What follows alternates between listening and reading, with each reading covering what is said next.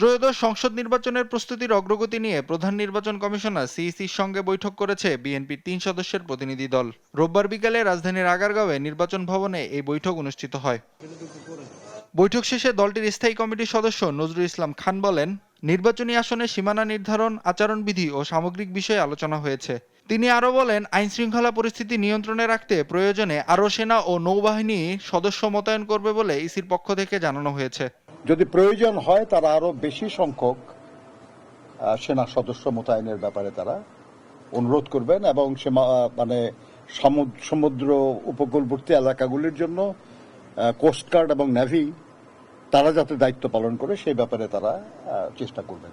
আর জাতীয় পরিচয়পত্র থাকলে প্রবাসী ভোটারদের ভোট দেওয়ার ব্যবস্থা করবে ইসি বলেও জানান তিনি। প্রবাসী ভোটের ব্যাপারে যেটা তারা বলেছেন যে যাদের এনআইডি আছে, ই পাসপোর্ট বা ডিজিটাল পাসপোর্ট, এমআরপি আর কি, যেটা তাদের সবাইকে তারা আশা করতেছেন যে তারা আসন্ন নির্বাচনে তাদের ভোটের উপযোগী করে তুলতে পারবেন। শেষে নির্বাচনে না ভোট বিএনপির কোনো দাবি ছিল না, কিন্তু এটি কিছু বিশিষ্ট ব্যক্তিদের সুপারিশে যুক্ত হয়েছে বলেও জানান নজরুল ইসলাম খান। কিছু ভুয়া পাসপোর্ট। নাইম আফসান, দেশ টিভি, ঢাকা।